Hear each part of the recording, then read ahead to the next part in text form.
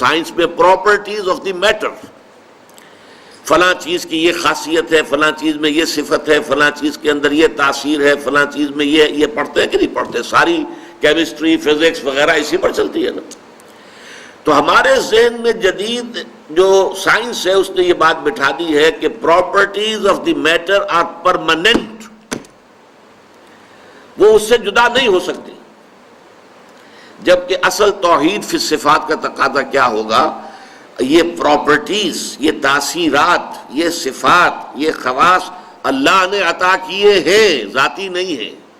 اور جب تک چاہے گا اللہ یہ صفات ظاہر ہوں گی، جب نہیں چاہے گا صفت ظاہر نہیں ہوگی۔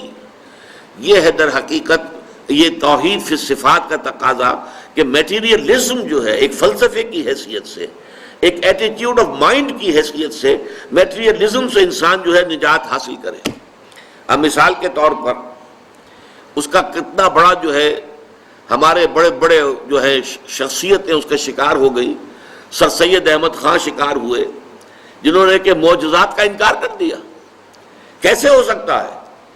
پانی کی یہ پراپرٹی ہے، واٹر کیپس اٹس سرفیس، پانی اپنی سطح برقرار رکھتا ہے۔ کیسے ہو سکتا ہے کہ ایک عصا پڑے پانی کے اوپر سمندر پر، سمندر پھٹ جائے؟ انہونی بات ہے، نہیں ہو سکتی۔ یہ سر سید احمد خان کا موقف ہے۔ انہوں نے کہا یہ ہواؤں کا معاملہ تھا، ایک دفعہ بڑی تیز ہوا چلی، وہ سمندر کو ایک طرف لے گئی، پھر بعد میں وہ ہوا بند ہو گئی، سمندر واپس آ گیا۔ لیکن قرآن مجید یہ کہتا ہے فَانْفَلَقَ الْبَحْرُ فَكَانَ كُلُّ فِرْقٍ كَالطَّوْدِ الْعَظِيمِ، سمندر پھٹ گیا اور اس کا ہر حصہ جو ہے ایک چٹان کے مانند کھڑا ہو گیا۔ الفاظ یہ ہیں،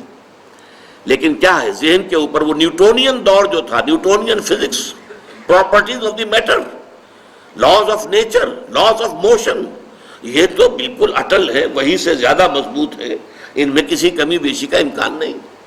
آگ کی صفت ہے، آگ کی پراپرٹی ہے، وہ جلا دیتی ہے۔ کیسے ممکن ہے کہ حضرت ابراہیم علیہ السلام کو آگ میں ڈالا گیا ہو اور وہ جلے نہ ہو؟ نہیں ہو سکتا۔ یہ سارا معجزات، اسی کو نیچریت کہتے تھے ایک زمانے میں، جب سر سید کا یہ فکر جو ہے عام ہونا شروع ہوا، اور اس نے پھر اور بہت انڈے بچے دیے ہیں بہت سے لوگوں میں۔ قادیانیوں نے بھی یہ چیزیں جو ہے سر سید سے اخذ کی ہیں، اور اسی طریقے سے ہمارے ہاں کے منکرین حدیث جو ہیں، غلام احمد پرویز ہوں یا کوئی اور ہوں، ان سب کے بابا آدم سر سید احمد خان تھے۔ یہ نوٹ کر لیجئے کہ سر سید احمد خان مرحوم، ان کی شخصیت کے دو پہلو تھے۔ ایک پہلو بہت عمدہ تھا، مسلمانوں کے ہمدرد، بہی خواہ، مسلمانوں کے لیے ان کے خیر خواہ، ان کے لیے بہتری سوچنے والے۔ ہندوستان میں مسلمانوں کا کیا معاملہ ہو جائے گا اگر انہوں نے جدید تعلیم حاصل نہ کی، اگر وہ بالکل جو ہے آئیں گے نہیں، نہ ملازمتیں ملیں گی، وہ تو صرف سقے رہ جائیں گے یا قصائی بن کر رہ جائیں گے، اور تو کچھ کام ان کا ہوگا نہیں۔ تو وہ ایک محب قوم کی حیثیت سے ان کا معاملہ جو ہے وہ علیحدہ ہے۔ اس اعتبار سے وہ ہمارے بہت محترم ہے اور بہت ہی قابل عزت انسان ہے۔ لیکن وہ جو متکلم اور مفسر بن کر بیٹھ گئے، اس کے اعتبار سے ان سے بہت بڑی بڑی غلطیاں ہوئی ہیں۔ جنات کا انہوں نے انکار کر دیا۔ وہ تو چونکہ انویزیبل ہے، نظر نہیں آتے جنات، یہ جن سے مراد در حقیقت یہ جو کہہ دیا ہے کہ جن آگ سے پیدا کیے گئے، یہ استعارہ ہے، محاورہ ہے۔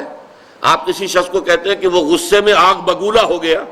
تو وہ آگ تو نہیں ہو جاتا، انسان ہی رہتا ہے۔ لیکن مشتعل مزاج انسان کو جن کہہ دیا گیا، جو کہ غصے میں ایک دم آ جائے، ایک دم بھڑک اٹھے، جیسے آگ بھڑک اٹھتی ہے، ایسے وہ جنات۔ اب یہ ان کی تعویل ہے۔ فرشتوں کا انکار کر دیا، کیونکہ فرشتے نظر نہیں آتے، فرشتے نہیں ہیں، یہ سب فورسز آف دی نیچر ہے، اس کے سوا کچھ نہیں ہے۔ فورسز آف دی گریوٹی ایک فورس آف دی نیچر ہے، اس کو ایک فرشتہ قرار دے دیا گیا۔ یہ ساری چیزیں کہاں سے پیدا ہوئی ہیں؟ اگرچہ آج وہ میٹیریلزم ختم ہو چکا ہے، فزکس کی دنیا سے بھی جب سے کہ دوسرا دور آیا ہے، آئنسٹائن کا دور آیا، ریلیٹیوٹی کا دور آیا، اس وقت سے یہ سارا معاملہ جو ہے بدل کر رہ گیا ہے۔ اب وہ نہیں ہے صورت، اب تو میٹر جو ہے، پہلے جب ہم پڑھتے تھے تو میٹر واز انڈسٹرکٹیبل، میٹر ختم ہو ہی نہیں سکتا، اور اب ہمیں معلوم ہے میٹر انرجی کے اندر تبدیل ہو جاتا ہے، میٹر کا وجود ختم ہو جاتا ہے، تحلیل ہو جاتا ہے، وہ انرجی بن گئی۔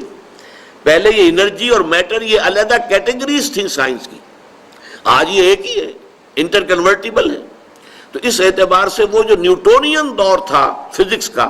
اس کے جو اثرات تھے ہمارے مفسرین پر، ہمارے علماء پر، اس میں معجزات کے انکار والی بات بھی آئی ہے۔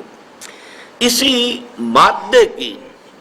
صلاحیتوں پر اعتماد اور توکل کرنا سے مادہ پرستی، عملی شرک کی ایک خفی شرک کی شکل پیدا ہوتی ہے کہ ہمارا جو ہے اپنے ذہانت، اپنی فطانت، اپنے علم اور ان چیزوں پر اور مادی اسباب و وسائل کے اوپر اعتماد اور زوم ہو جانا، یہ کام میں کل ضرور کر دوں گا،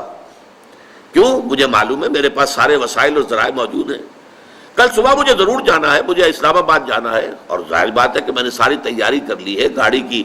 جو ہے وہ سروس کروا لی ہے، اس میں پیٹرول کا جو ٹینک ہے وہ فل کرا لیا ہے، سب کچھ ہو گیا ہے، تو اب کوئی رکاوٹ نہیں ہے، صبح اٹھوں گا چل دوں گا، کیونکہ مادے پر پورا اعتماد ہے، مادی وسائل و اسباب پر پورا اعتماد ہے، پورا توکل ہے کہ یہ ساری چیزیں جو ہے موجود ہیں، تو ظاہر بات ہے کہ پھر میرے جانے میں کیا رکاوٹ آئے گی۔ لیکن اسی بات کو قرآن مجید میں سختی سے روک دیا گیا، وَلَا تَقُولَنَّ لِشَيْءٍ إِنِّي فَاعِلٌ ذَلِكَ غَدًا إِلَّا أَن يَشَاءَ اللَّهُ، ہرگز کبھی یہ نہ کہنا کہ یہ کام میں کل ضرور کر دوں گا، مگر اس استثناء کے ساتھ اگر اللہ نے چاہا،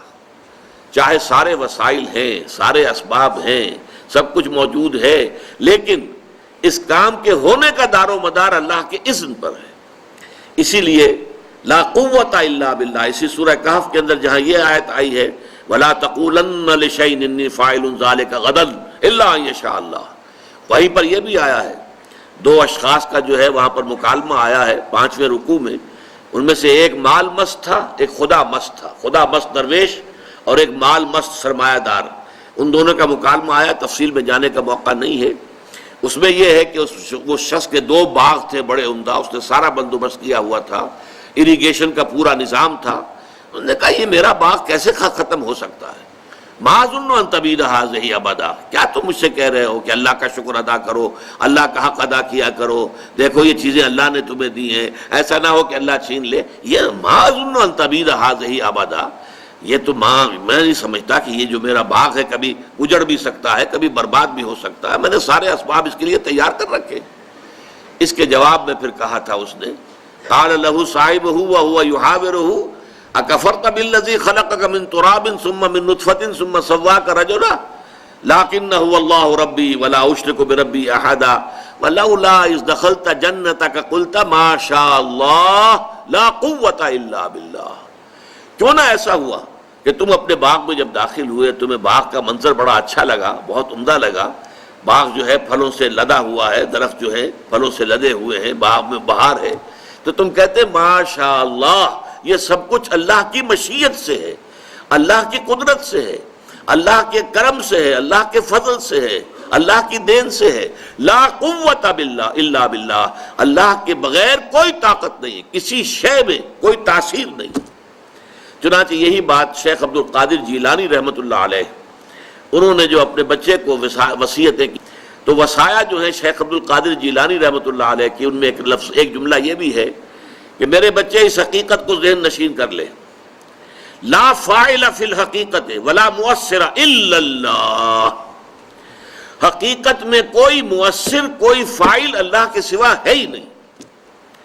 تاثیر کسی شے میں نہیں ہوگی اگر اللہ نہیں چاہے گا۔ یہاں تک آتا ہے کہ ہر لقمہ جو تمہارے حلق سے نیچے اترتا ہے اللہ سے اذن کا طالب ہوتا ہے کہ میں اس شخص کے حق میں غذا کا کام دوں یا زہر بن کر لڑ جاؤں اسے، یہ اللہ تعالیٰ کے اذن کے بغیر نہیں ہوتا۔ اس کائنات کا پورا نظام اس کے چلائے چل رہا ہے، وہی ہے در حقیقت یدبر الامر من السماء الى الارض، وہ تدبیر امر کر رہا ہے، اپنی کائنات کو چلا رہا ہے۔ وہ کسی شے کے پاس کوئی وصف، کوئی تاثیر، کوئی قوت، لا حول ولا قوت الا باللہ، کوئی طاقت نہیں ہے کسی کے پاس، اور کوئی جو ہے نہ بھلائی کی نہ برائی کی، نہ نفع پہنچانے کی نہ نقصان پہنچانے کی، کوئی طاقت کسی کے پاس نہیں ہے مگر اللہ کے کرنے سے، اللہ کے وما تشاؤون الا ان یشاء اللہ، تمہارے چاہے کچھ نہیں ہو سکتا جب تک کہ اللہ نہ چاہے، تم لاکھ چاہو، تمہارے لاکھ جو ہے وہ منصوبے ہوں، تم نے پورا اس کے لیے اہتمام بھی کیا ہو، لیکن یہ ہے کہ جب تک کہ اللہ تعالیٰ کا اذن نہیں ہوگا وہ نہیں ہو سکتا۔ یہ سمجھ لیجئے کہ مادہ پرستی اس دور کا بہت بڑا شرک ہے۔ میں نے ابتدا میں عرض کیا تھا کہ یہ شرک جو ہے ہر دور میں نئے بھیس میں آتا ہے، نئی شکل میں آتا ہے۔ اصل جرم جو ہے ہمیشہ سے اصل گناہ وہ تو ہے، اس کی جڑ بنیاد شرک ہے، لیکن شرک نے ہر دور میں شکلیں بدلی ہیں، صورتیں تبدیل کی ہیں، اور اس کی صلاحیت ہونی چاہیے کہ آپ اپنے دور کے شرک کو پہچان سکیں۔ ورنہ یہ ہو سکتا ہے کہ آپ پچھلے دور کے ہمارے علماء نے اپنے اپنے زمانے میں شرک کی حقیقتوں کو بیان کر دیا کھول کر، اب ہم ان تمام چیزوں سے تو بچ گئے ہیں کہ جو چیزیں ہمارے اسلاف نے بیان کر دی کہ یہ بھی شرک ہے، یہ بھی شرک ہے، یہ بھی شرک ہے، لیکن جو ہمارے دور میں نیا شرک ایجاد ہو گیا ہے اس کا ہمیں ہوش ہی نہیں، اس کی ہمیں خبر ہی نہیں۔ تو اس دور میں مادہ پرستی، میٹر کو خدا بنا لیا گیا ہے۔ Properties of the matter are permanent, immutable, اور میٹر از انڈسٹرکٹیبل، یہ الحی ہے، اس کی حیات گویا کہ